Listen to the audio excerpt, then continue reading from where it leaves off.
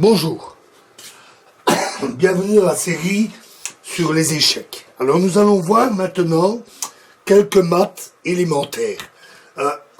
Il est important de les voir pour les reconnaître. Donc quand vous serez confronté, pour pouvoir mater votre adversaire, gagner, il faut au moins reconnaître la position de maths et dire « Ah, voilà, je peux faire le maths ».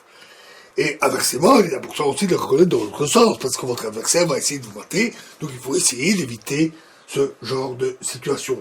Nous n'allons voir que quelques exemples, et nous n'allons pas voir les finales correspondantes en profondeur, nous y arriverons bientôt. Alors commençons par un math très classique, qu'on rencontre assez fréquemment chez les débutants, où le roi a roqué, et est planqué derrière ses pions. Donc le roi est ici, par exemple, bien planqué derrière ses pions, mais la tour n'est plus là pour le défendre. Par exemple, il a déplacé sa tour ici. Et les noirs, on va mettre le roi peu importe où, sont là avec une tour.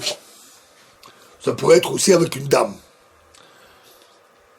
À ce moment-là, si c'est un blanc de jouer, il y a un mat très simple, qui est appelé mat de couloir. Il consiste à simplement placer sa tour ici. Et c'est échec et mat. En effet, le roi est attaqué par la tour, il est donc en échec. On ne peut pas capturer la tour. On peut rien mettre devant. Et et le roi ne peut pas s'enfuir. Il est bloqué par ses pions, et qu'il aille là ou qu'il aille là, il serait toujours en échec. Il est donc bien échec et mat.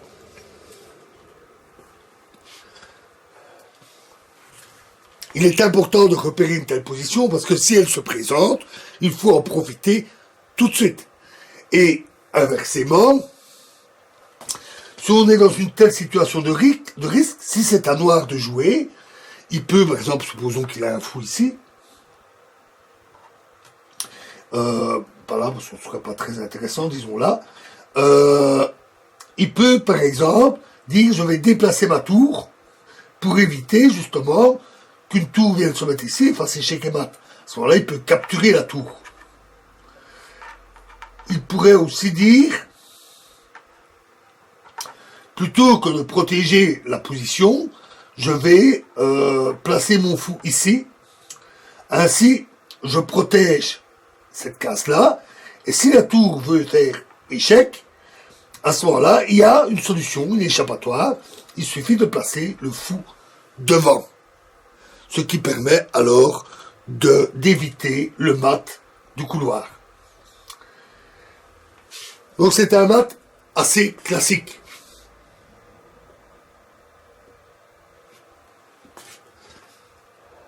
Et il faut toujours être prudent quand on joue, de bien veiller à ne pas laisser une telle opportunité, une telle ouverture béante qui met le roi en danger.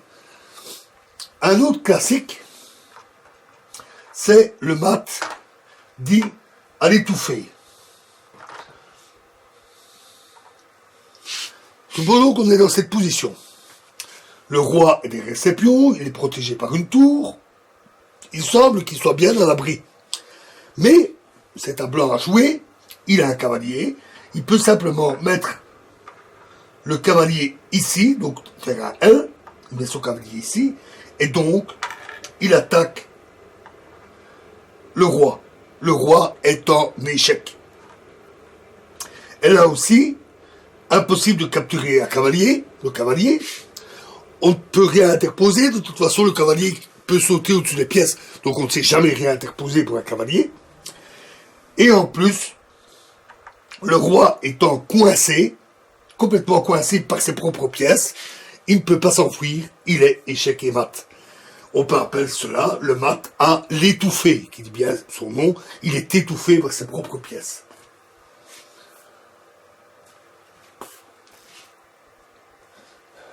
Voyons maintenant des maths de finale plus classiques. On arrive à une situation où les blancs ont pris un avantage considérable et ils se retrouvent avec le roi et la dame contre un pauvre roi tout seul, dénudé, prêt à être immolé. Mais comment le mater? Alors si on arrive à une telle position où les rois se font face, on peut simplement déplacer la dame ici et c'est échec et mat. À nouveau, impossible de capturer la dame, on n'a plus de pièces pour mettre devant, le roi est tout seul. Et il ne peut pas aller là, ni là, ni là, parce qu'il serait en échec contre le roi. Et là, il est toujours en échec par la dame. Il est donc échec et mat. Ça ressemble un peu au mat du couloir, d'ailleurs.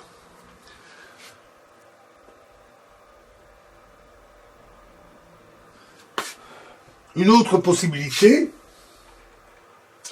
comme ceci, c'est de dire, bon, là, ça ne sert à rien que je mette la dame là, échec, parce qu'alors il va s'enfuir, le roi va aller là, et là il n'est plus en échec. Donc, là, la méthode ne marche pas. Mais alors on peut simplement mettre la dame ici, et c'est échec et mat.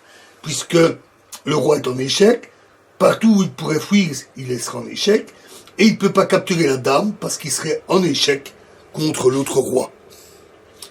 Un mat très classique aussi. Un mat très simple, avec 2 tours.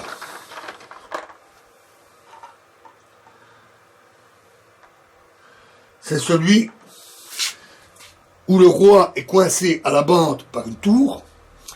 On avance l'autre tour, échec, et même échec et mat. Parce que il ne peut pas s'enfuir nulle part. Partout, il est en échec sous le feu des 2 tours. De même, roi plus tour, là, la méthode qui consiste à se mettre devant ne marche pas. Parce que la tour ne peut pas se déplacer en diagonale. Donc le roi pourrait s'enfuir là ou là. Mais à nouveau, supposons qu'on obtient une telle situation où les rois se font face. Comme avec la dame, la tour peut se mettre ici.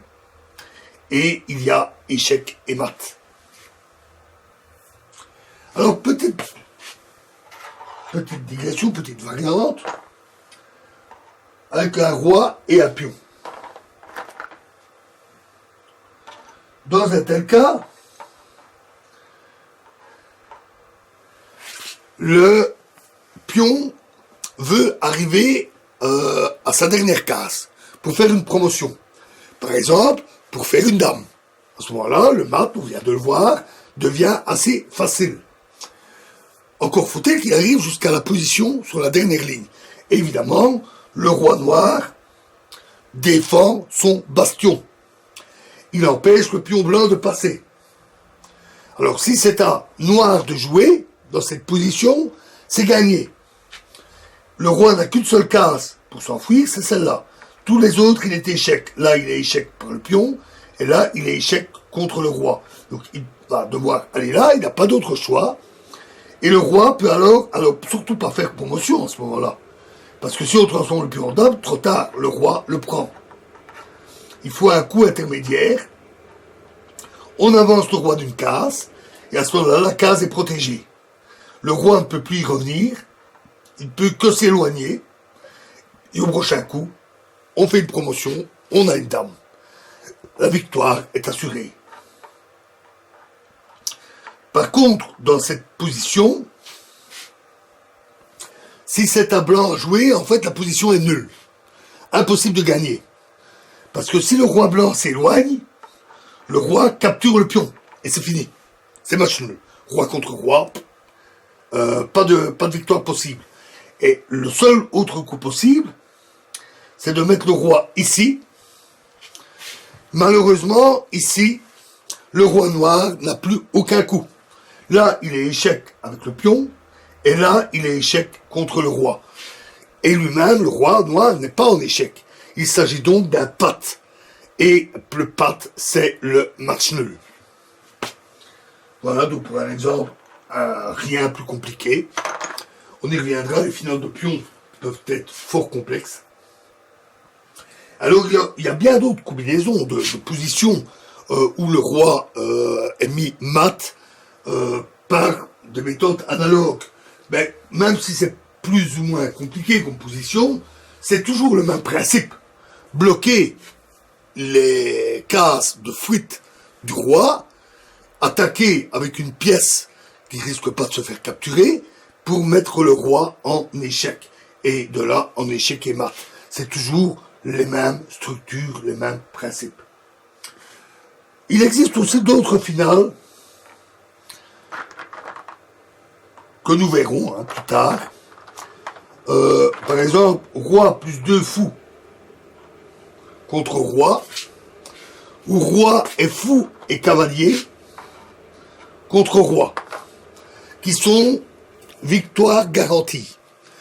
Mais là, la finale, tout comme la forme du match d'ailleurs, n'est pas du tout élémentaire. À la limite, avec 2 fous, on le voit encore assez aisément. Si le fou, il faut coincer le fou, le roi. Et à ce moment-là, si on arrive à mettre les 2 fous comme ceci, le roi est échec et mat. Il ne peut pas s'enfuir parce qu'il est en échec sous les fous ou sous le roi, et il est en échec sous le fou ici, il est donc échec et mat. Mais ces maths sont, pour arriver à ce genre de position, ce mat n'est pas du tout élémentaire, et avec un fou et un cavalier, c'est encore plus compliqué. Voilà, on stoppe ici avec ces finales dites élémentaires, et dans la prochaine vidéo, nous allons revenir aux ouvertures. On va essayer d'aller un peu plus loin, voir qu'est-ce qu'on a à notre disposition au départ comme coup. On a vu dans le début de 4, des 2D4, on a vu des 4 très très simples. Il y a en fait toute une série d'ouvertures importantes. Et dans la prochaine vidéo, nous verrons donc la liste des principales ouvertures. Je vous remercie.